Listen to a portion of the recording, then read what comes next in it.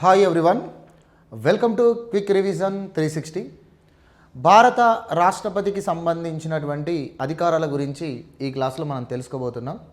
భారత రాజ్యాంగం ప్రకారం రాష్ట్రపతి కల్పించినటువంటి అధికారాలను మనం సాధారణ అధికారాలు, అత్యవసర అధికారాలుగా క్లాసిఫై చేస్తున్నాం. అయితే భారత రాజ్యాంగంలో మాత్రం రాష్ట్రపతి కల్పించిన ఏ అధికారమైనా కూడా కార్యనిర్వాహక అధికారంగానే పేర్కొనబడి ఉంది. ఆ విషయాన్ని గుర్తుంచుకోండి. భారత రాజ్యాంగం కల్పించిన ఏ అధికారమైనా, రాష్ట్రపతి కల్పించిన ఏ అధికారమైనా కార్యనిర్వాహక అధికారాలుగానే, ఎగ్జిక్యూటివ్ పవర్స్గానే పేర్కొనబడ్డాయి, పరిపాలనా అధికారాలుగానే పేర్కొనబడ్డాయి. అయితే వాటిని మన సౌలభ్యం కోసం మరియు వాటి యొక్క స్వభావాన్ని బట్టి మనం సాధారణ అధికారాలని, అత్యవసర అధికారాలు అని చెప్పేసి ఈ విధంగా మనం క్లాసిఫై చేస్తున్నాం. భారతదేశంలో అత్యున్నతమైనటువంటి రాజ్యాంగ పదవి రాష్ట్రపతి పదవి. సో రాష్ట్రపతికి ఉన్నటువంటి అధికారాలన్నిటినీ కూడా ప్రధానమంత్రి, కేంద్ర మంత్రి మండలి నిర్వహిస్తుంది. దేశ పరిపాలన మరియు కేంద్ర పరిపాలన అధికారాలన్నీ కూడా రాష్ట్రపతికే ఉంటాయి. రాష్ట్రపతి పేరు మీదుగానే కేంద్ర పరిపాలన, దేశ పరిపాలన జరుగుతుంది. ఈ అధికారాలను మనం జనరల్గా రెండు రకాలుగా క్లాసిఫై చేస్తున్నాం. ఒకటి సాధారణ అధికారాలు, జనరల్గా రాష్ట్రపతి పరిపాలనలో భాగంగా ఉపయోగిస్తారు. ఇక కొన్ని సందర్భాలలో దేశంలో ఏదైనా ప్రత్యేక పరిస్థితులు ఏర్పడితే అప్పుడు ఈ అత్యవసర అధికారాలు అనేటువంటివి ఉపయోగించడం జరుగుతుంది. సాధారణ అధికారాలను మళ్ళీ మనము వివిధ రకాలుగా పేర్కొన్నాం, వాటి యొక్క స్వభావాన్ని బట్టి. కార్యనిర్వాహక అధికారాలు, శాసన అధికారాలు, ఆర్థిక అధికారాలు, దౌత్యపరమైన అధికారాలు, విచక్షణ అధికారాలు, న్యాయ అధికారాలు, సైనిక అధికారాలు అని చెప్పేసి ఈ విధంగా రాష్ట్రపతికి సాధారణంగా తను నిర్వర్తించేటువంటి అధికారాలను మనం పేర్కొన్నాము. ఇక అత్యవసర అధికారాలలో మూడు రకాల అత్యవసర అధికారాలను కలిగి ఉన్నారు రాష్ట్రపతి. జాతీయ అత్యవసర పరిస్థితి, అందులో మళ్ళీ రెండు రకాలు: బాహ్య కారణాల చేత, అంతర్గత కారణాల చేత విధించే అత్యవసర పరిస్థితులు. బాహ్య కారణాల చేత విధించే అత్యవసర పరిస్థితిని ఎక్స్టర్నల్ నేషనల్ ఎమర్జెన్సీ అంటారు, అనగా బాహ్య జాతీయ అత్యవసర పరిస్థితి అని చెప్పేసి అంటారు. బాహ్య జాతీయ అత్యవసర పరిస్థితి అంటారు. ఇక అంతర్గత కారణాల చేత విధించబడే అత్యవసర పరిస్థితిని ఇంటర్నల్ నేషనల్ ఎమర్జెన్సీ అంటారు. దాన్ని మనం అంతర్గత జాతీయ అత్యవసర పరిస్థితి అని చెప్పేసి అంటాం. సో నెక్స్ట్ రాజ్యాంగ అత్యవసర పరిస్థితి. రాజ్యాంగ అత్యవసర పరిస్థితినే మనం వాడుక భాషల్లో రాష్ట్రపతి పాలన అని పిలుస్తాం. సో ఈ రాష్ట్రపతి పాలననే రాజ్యాంగ అత్యవసర పరిస్థితిగా పేర్కొంటాం. ఇక ఆర్థిక అత్యవసర పరిస్థితి అని చెప్పేసి ఇలా మూడు రకాలుగా అత్యవసర పరిస్థితులను విధించే అత్యవసర అధికారాలు భారత రాష్ట్రపతి కలిగి ఉన్నారు. ఈ అత్యవసర అధికారాలను భారత రాష్ట్రపతికి జర్మనీ రాజ్యాంగం నుండి గ్రహించినట్టుగా పేర్కొంటారు. సో జర్మనీ రాజ్యాంగమునే వైమర్ రాజ్యాంగము అంటారు. సో జర్మనీ రాజ్యాంగం నుండి కానీ లేదా వైమర్ రాజ్యాంగం నుండి కానీ రాష్ట్రపతికి ఈ అత్యవసర అధికారాలను చేర్చారు, అత్యవసర అధికారాలను కల్పించారు ఆ రాజ్యాంగం నుంచి తీసుకొని. తర్వాత ఇక 1935 చట్టము నుంచి కూడా అత్యవసర అధికారాలు తీసుకోబడినట్టుగా మనం చదువుకొని ఉంటాం.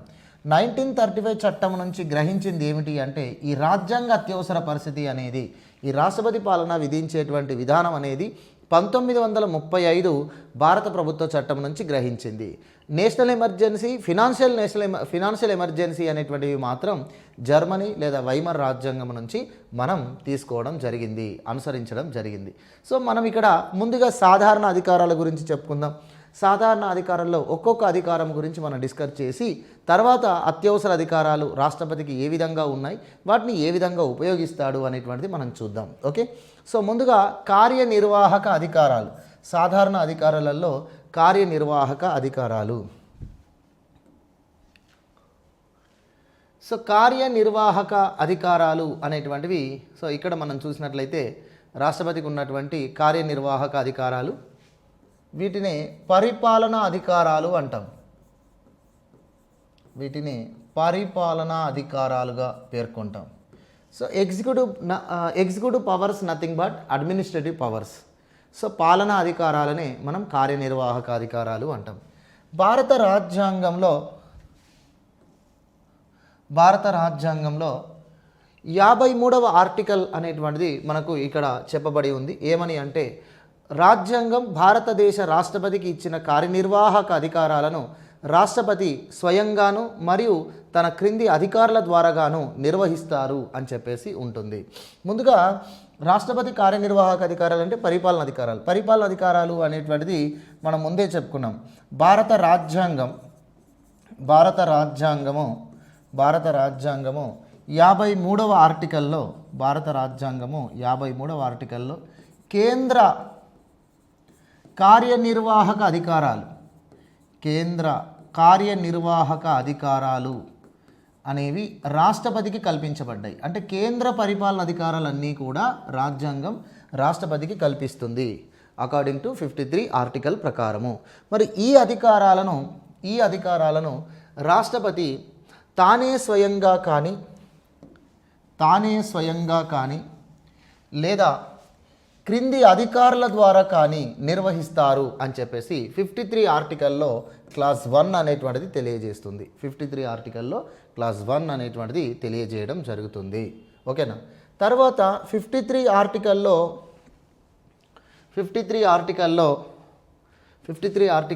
క్లాస్ 2 అనేటువంటి నిబంధన ఏమని చెప్తుంది అంటే, రాష్ట్రపతి సర్వ సైన్యాధ్యక్షుడు అని చెప్పేసి పేర్కొంటుంది. రాష్ట్రపతి సర్వ సైన్యాధ్యక్షుడు అంటే సైన్యాధిపతి కూడా, కేంద్ర కార్యనిర్వాహక అధిపతియే కాదు, రాష్ట్రపతి సర్వ సైన్యాధ్యక్షుడు కూడా అని చెప్పేసి 2వ క్లాస్ చెప్తుంది. 53 ఆర్టికల్లో 3వ క్లాస్ అనేది ఏం తెలియజేస్తుంది అంటే, రాష్ట్రపతి కేంద్ర కార్యనిర్వాహక అధిపతి మాత్రమే, రాష్ట్ర కార్యనిర్వాహక అధిపతి కాదు. కావున రాష్ట్ర కార్యనిర్వాహక అధికారాలను రాష్ట్రపతికి కల్పిస్తూ పార్లమెంటు ఏ విధమైన చట్టం చెయ్యరాదు. పార్లమెంటు చట్టం చెయ్యరాదు. ఒకవేళ చేసినట్లయితే ఆ చట్టాలు చెల్లవు. ఓకేనా. ఎందుకంటే రాష్ట్రపతి కేంద్ర కార్యనిర్వాహక అధికారాలు మాత్రమే కలిగి ఉంటాడు. కేంద్ర పరిపాలనా అధికారాలు మాత్రమే కలిగి ఉంటారు. రాష్ట్ర పరిపాలనా అధికారాలను రాష్ట్రపతి కల్పిస్తూ పార్లమెంటు ఎలాంటి చట్టం చేయడానికి వీల్లేదు. ఇది రాష్ట్రపతి యొక్క కేంద్ర కార్యనిర్వాహక అధికారాలకు సంబంధించిన లిమిట్.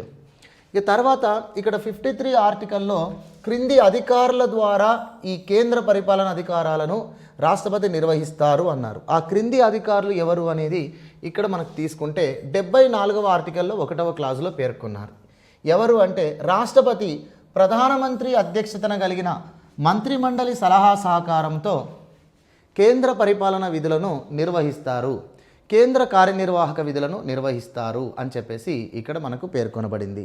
అయితే ప్రధానమంత్రి మంత్రిమండలి యొక్క సలహా సహకారంతో కేంద్ర పరిపాలన అధికారాలు రాష్ట్రపతి నిర్వహిస్తాడు. కొన్ని సందర్భాలలో ప్రధానమంత్రి మంత్రిమండలి సలహాలను సూచనలను తిరిగి మళ్ళీ పునఃసమీక్ష చేసుకోమని క్యాబినెట్కు పంపించే అవకాశం కూడా ఉంటుంది. ఏదేమైనప్పటికీ కేంద్ర పరిపాలన అధికారాలన్నీ కూడా ప్రధానమంత్రి మంత్రిమండలి సలహా సహకారంతో నిర్వహిస్తారు అనే విషయం ఇక్కడ మనకు అర్థమైంది. ఇక తర్వాత ఈ అధికారాలను నిర్వర్తించడం కోసం అనేక మందిని ఈ అధికారాలు నియమించుకోవడం కోసం క్రింది అధికారులను కూడా ఈ అధికారాలు నిర్వహించడం కోసం క్రింది అధికారులను నియమిస్తాడు. ఇందులో ముఖ్యంగా ప్రధానమంత్రి మంత్రిమండలి తనకు కేంద్ర పరిపాలన అధికారాల్లో సలహా సహకారం అందించాలి కాబట్టి ఆ ప్రధానమంత్రి మంత్రులను కూడా నియమించేది ఎవరు? రాష్ట్రపతియే. 75వ ఆర్టికల్లో 1వ క్లాసు ప్రకారము ప్రధానమంత్రిని నియమిస్తాడు. ప్రధానమంత్రిని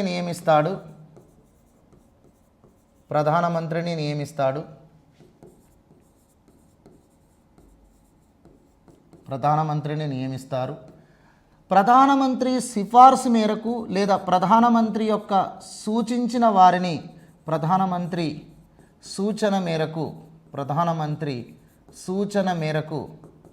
కేంద్ర మంత్రులను నియమిస్తారు.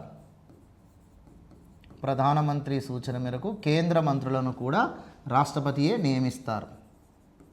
ఎందుకంటే తనకు కేంద్ర పరిపాలనలో మరియు రాజ్యాంగ అధికారాలలో సలహా సహకారం అందించేది ప్రధానమంత్రి మరియు మంత్రిమండలి. కాబట్టి ఆ ప్రధానమంత్రిని మరియు ప్రధానమంత్రి సూచన మేరకు కేంద్ర మంత్రులను రాష్ట్రపతియే నియమిస్తారు అని చెప్పేసి మనకు 75వ ఆర్టికల్లో 1వ క్లాస్ పేర్కొంటుంది. ఇక న్యాయపరమైన విషయాలలో సలహాలు ఇవ్వడం కోసము 76వ ఆర్టికల్లో మనకు పేర్కొనబడింది. 76వ ఆర్టికల్ ప్రకారము భారత అటార్నీ జనరల్ను నియమిస్తాడు. ఎవరు? రాష్ట్రపతి. భారత అటార్నీ జనరల్ను నియమిస్తారు. దేనికోసం అంటే ప్రధానమంత్రి మంత్రిమండలికి మరియు తనకు న్యాయపరమైన విషయాల్లో సలహా సహకారం అందించడానికి రాష్ట్రపతి అటార్నీ జనరల్ను నియమించుకుంటారు. ఓకేనా? సో ప్రస్తుతం మనకు అటార్నీ జనరల్గా ఉన్నటువంటి వ్యక్తి P Venkataramani. So P Venkataramani గారు ప్రస్తుతం మనకు భారత అటార్నీ జనరల్గా ఉన్నారు. So attorney general of India ప్రస్తుతం ఎవరు అంటే పి వెంకటరమణి గారు. మనకు భారత అటార్నీ జనరల్గా మొదటి అటార్నీ జనరల్గా పనిచేసిన వ్యక్తి ఎవరు అంటే ఎంసి సెతల్వాడ్ అనేటువంటి వ్యక్తి మన భారతదేశానికి మొదటి అటార్నీ జనరల్గా పనిచేశారు. సో ప్రస్తుతం మన భారత అటార్నీ జనరల్ ఎవరు అంటే వెంకటరమణి గారు. ఈ భారత అటార్నీ జనరల్ను నియమించేది ఎవరు అంటే రాష్ట్రపతియే. ప్రధానమంత్రి కేంద్ర మంత్రులను నియమించేది ఎవరు అంటే రాష్ట్రపతియే. సో వీరందరూ కూడా రాష్ట్రపతికి రాజ్యాంగ అధికారాల విధుల విషయంలో సలహా సహకారాన్ని అందిస్తారు. ఇక తర్వాత 77వ ఆర్టికల్ ప్రకారం కేంద్ర కార్యనిర్వాహక అధికారాలన్నీ కూడా రాష్ట్రపతి పేరు మీదుగానే నిర్వహించబడతాయి. కేంద్ర ప్రభుత్వ కార్యనిర్వాహక అధికారాలన్నీ రాష్ట్రపతి పేరు మీదుగా నిర్వహించబడతాయి. రాష్ట్రపతి పేరు మీదుగా ఎవరు నిర్వహిస్తారు అంటే ప్రధానమంత్రి కేంద్ర మంత్రిమండలి నిర్వహిస్తుంది. ప్రధానమంత్రి కేంద్ర మంత్రిమండలి అనేటువంటిది ఈ అధికారాలను రాష్ట్రపతి పేరు మీదుగా కేంద్ర పరిపాలన అధికారాలను నిర్వహిస్తుంది. ఇక అంతేకాకుండా ప్రధానమంత్రి సిఫార్సు మేరకు ప్రధానమంత్రి సూచన మేరకు రాష్ట్రపతి కేంద్ర మంత్రిమండలి సభ్యులకు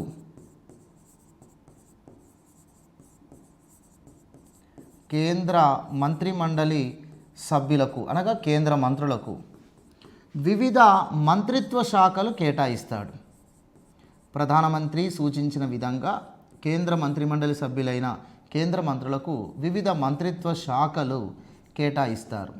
సో ఈ మంత్రిత్వ శాఖలనే మనం పోర్ట్ఫోలియో అంటాం. ఏమంటాం? పోర్ట్ఫోలియో. సో కొంతమందికి ఒకరికి ఆర్థిక శాఖ, హోంశాఖ, అదేవిధంగా రక్షణ శాఖ, రైల్వే శాఖ, ఇలా కేంద్ర మంత్రిమండలి సభ్యులైన కేంద్ర మంత్రులకు ప్రధానమంత్రి యొక్క సూచన ఆదేశం మేరకు రాష్ట్రపతి వివిధ మంత్రిత్వ శాఖలను కేటాయిస్తాడు. కేటాయించి ఈ కేంద్ర పరిపాలన అంతా కూడా రాష్ట్రపతి పేరు మీదుగా ఈ ప్రధానమంత్రి కేంద్ర మంత్రిమండలి వాళ్ళు నిర్వహించడం జరుగుతుంది. ఇక 78వ ఆర్టికల్ కేంద్ర మంత్రిమండలి చేసిన అన్ని నిర్ణయాలను ప్రధానమంత్రి రాష్ట్రపతికి తెలియజేయాలి.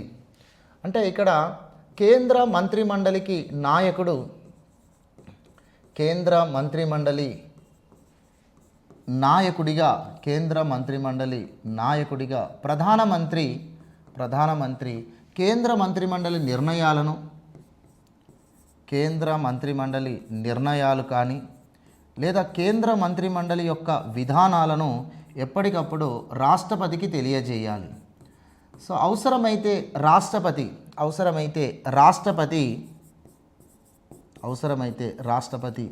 ఏదైనా అంశం పైన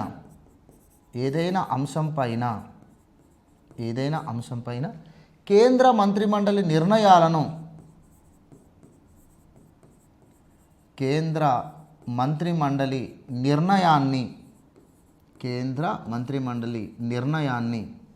తెలియజేయమని, ఏదైనా అంశం పైన కేంద్ర మంత్రిమండలి నిర్ణయాన్ని, విధానాన్ని స్పష్టంగా తెలియజేయమని ప్రధానమంత్రిని కోరే అధికారం, ప్రధానమంత్రిని ఆదేశించే అధికారం రాష్ట్రపతికి ఉంటుంది. సో సాధారణంగా అయితే కేంద్ర మంత్రిమండలి విధానాలు నిర్ణయాలను రాష్ట్రపతికి ప్రధానమంత్రి స్వయంగా కలిసి తెలియజేయాలి. ఒకవేళ ఏదైనా ఒక అంశంపైన కేంద్ర మంత్రిమండలి తీసుకున్న నిర్ణయం ఏంటి, కేంద్ర మంత్రిమండలి యొక్క పాలసీ ఏంటో రాష్ట్రపతి తెలుసుకోవచ్చును. అలా తెలియజేయమని, ఆ అంశంపైన మంత్రిమండలి నిర్ణయాన్ని విధానాన్ని వెంటనే తెలియజేయమని ప్రధానమంత్రిని ఆదేశించవచ్చు. ఇక అంతేకాకుండా ఒక కేంద్ర మంత్రి లేదా ఒక మంత్రిమండలి సభ్యుడు, కేంద్ర మంత్రిమండలి సభ్యులు ఎవరైనా కేంద్ర మంత్రిమండలి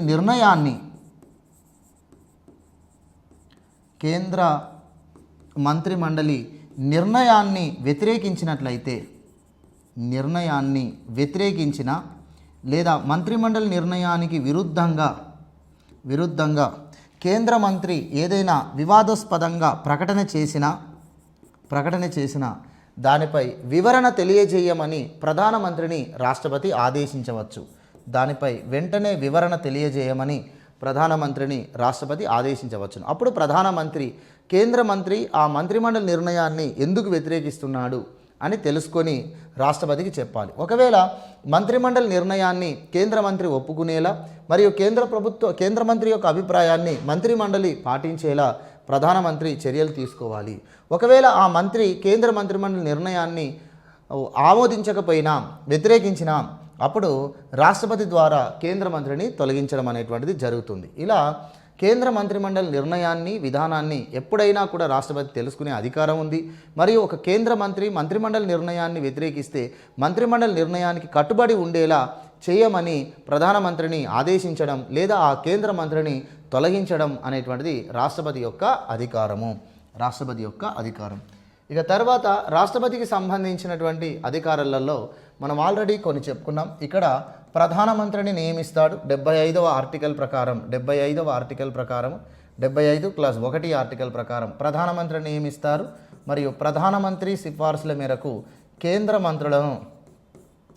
మంత్రులను రాష్ట్రపతియే నియమిస్తారు. రాష్ట్రపతి నియమిస్తారు. ఇక అదేవిధంగా 76వ ఆర్టికల్లో 1వ క్లాసు ప్రకారం భారత అటార్నీ జనరల్ను రాష్ట్రపతి నియమిస్తారు. తర్వాత 124వ ఆర్టికల్ ప్రకారము 124వ ఆర్టికల్, సో ఇందులో 2 అనే క్లాసు 124వ ఆర్టికల్లో 2వ క్లాసు ప్రకారము సుప్రీంకోర్టు ప్రధాన న్యాయమూర్తిని మరియు సుప్రీంకోర్టు ప్రధాన న్యాయమూర్తిని సంప్రదించి సుప్రీంకోర్టు ఇతర జడ్జీలను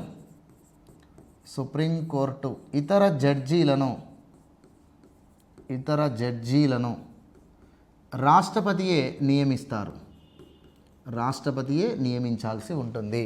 124వ ఆర్టికల్ 2వ క్లాసు ప్రకారం సుప్రీంకోర్టు ప్రధాన న్యాయమూర్తిని సంప్రదించి సుప్రీంకోర్టు ఇతర జడ్జీలను రాష్ట్రపతియే నియమిస్తారు. 148వ ఆర్టికల్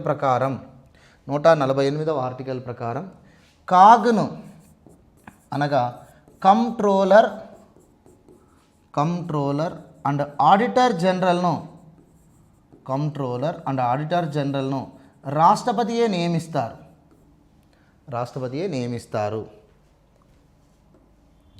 నెక్స్ట్ 155 ఆర్టికల్ 155వ ఆర్టికల్ ప్రకారం రాష్ట్రాల గవర్నర్స్ను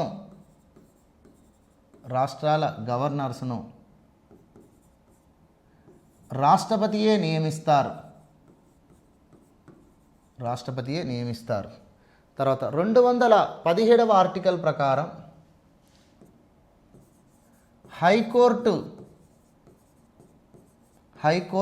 ప్రధాన న్యాయమూర్తిని మరియు హైకోర్టుల ఇతర జడ్జీలను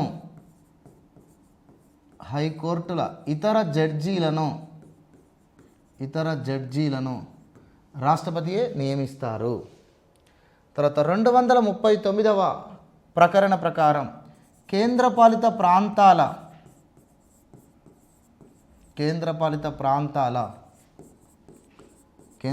ప్రాంతాల లెఫ్టినెంట్ గవర్నర్స్ను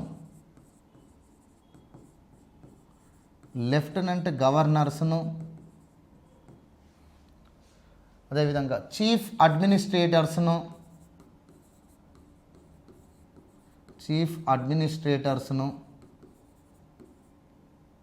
మరియు కేంద్రపాలిత ప్రాంతాల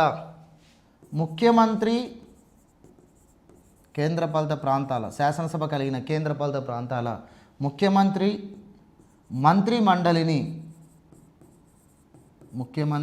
మంత్రిమండలిని కూడా రాష్ట్రపతియే నియమిస్తారు.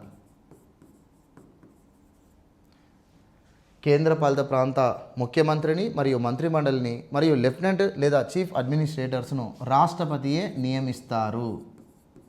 ఇవన్నీ రాష్ట్రపతి కేంద్ర మరియు దేశ పరిపాలన వ్యవహారాలు నిర్వర్తించడం కోసం వీరందరినీ నియమించడం అనేటువంటిది జరుగుతుంది. తర్వాత 331వ ఆర్టికల్ ప్రకారం సో రిజర్వేషన్ 331వ ఆర్టికల్ ప్రకారం ఆంగ్లో ఇండియన్ సో లోక్సభకు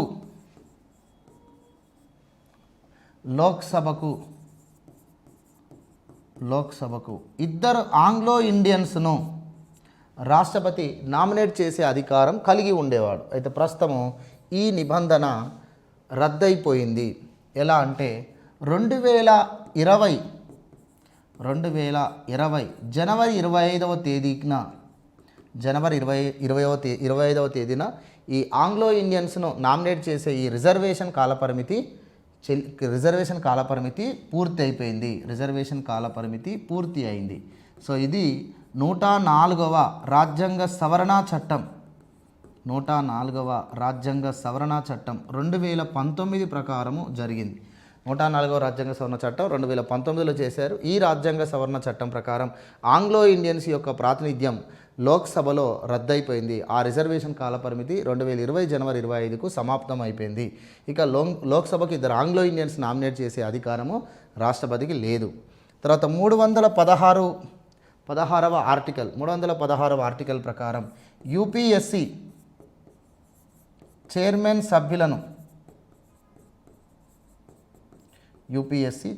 సభ్యులను రాష్ట్రపతియే నియమిస్తారు.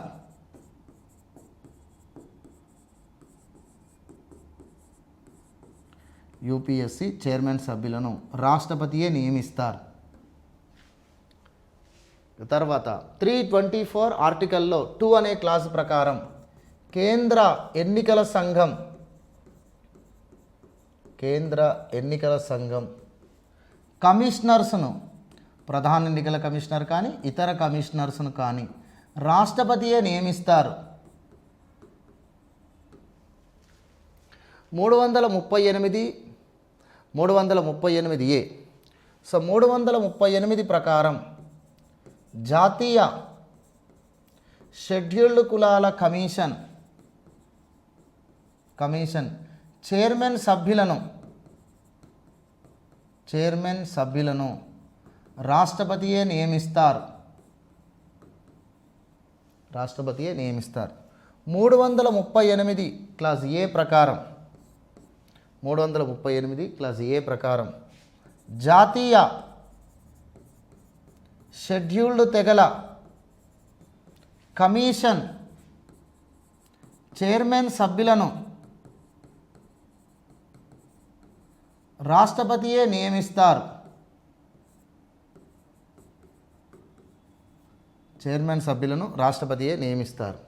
ఇంకా చెప్పుకుంటే 338 క్లాస్ బి ప్రకారం బి ఆర్టికల్ ప్రకారం జాతీయ సామాజిక విద్యాపరంగా వెనుకబడిన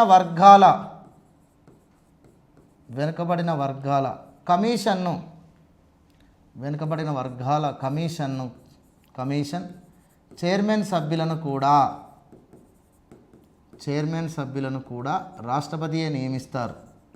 అంటే జాతీయ షెడ్యూల్డ్ కులాల కమిషన్, జాతీయ షెడ్యూల్డ్ తెగల కమిషన్, జాతీయ వెనుకబడిన తరగతుల కమిషన్ చైర్మన్ సభ్యులందరూ కూడా రాష్ట్రపతి చేతనే నియమించబడతారు.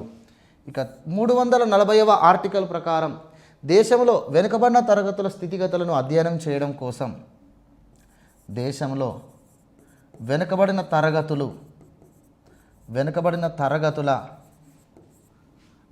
స్థితిగతులపై అధ్యయనం కోసం ఒక కమిషన్ను రాష్ట్రపతి నియమిస్తారు అని చెప్పేసి ఉంది. సో ఇప్పటికీ 340వ ఆర్టికల్ ప్రకారం వెనుకబడిన తరగతుల యొక్క స్థితిగతుల అధ్యయనం కోసము మరియు వారి ప్రయోజనాల కోసము రాష్ట్రపతిచే 3 సార్లు కమిషన్ నియమించబడింది. 3 సార్లు కమిషన్ వేయబడింది. సో ఇందులో ఒకటి 1953లో కాకా కాలేల్కర్ కమిషన్, రాష్ట్రపతి నియమించిన మొదటి వెనుకబడిన తరగతుల కమిషన్. రెండవది 1979 మండల్ కమిషన్, దీన్ని రెండవ వెనుకబడిన తరగతుల కమిషన్ అంటారు. ఇక ఇటీవల 2017లో జస్టిస్ రోహిణి కమిషన్, ఇది మూడవ వెనుకబడిన తరగతుల కమిషన్. సో ఓబీసీ ఉపవర్గీకరణ కోసము ఈ కమిషన్ అనేది వేశారు. సో ఇలా మనకు 340వ ఆర్టికల్ ప్రకారము వెనుకబడిన తరగతుల స్థితిగతులపై దేశవ్యాప్తంగా అధ్యయనం కోసం రాష్ట్రపతి కమిషన్ వేయచ్చు. సో అలా 1953లో కాకా కాలేల్కర్ కమిషన్, 1979లో మండల్ కమిషన్, 2017లో జస్టిస్ రోహిణి కమిషన్ అని ఇప్పటికీ 3 సార్లు వెనుకబడిన తరగతుల స్థితిగతులపై అధ్యయన కమిషన్స్ను రాష్ట్రపతి నియమించారు. సో ఈ కమిషన్ వాటి రిపోర్టు కూడా రాష్ట్రపతికే సమర్పిస్తుంది. 350వ ఆర్టికల్లో బి అనేటువంటి క్లాజు, ఇదేమిటి అంటే భాషాపరమైన మైనారిటీల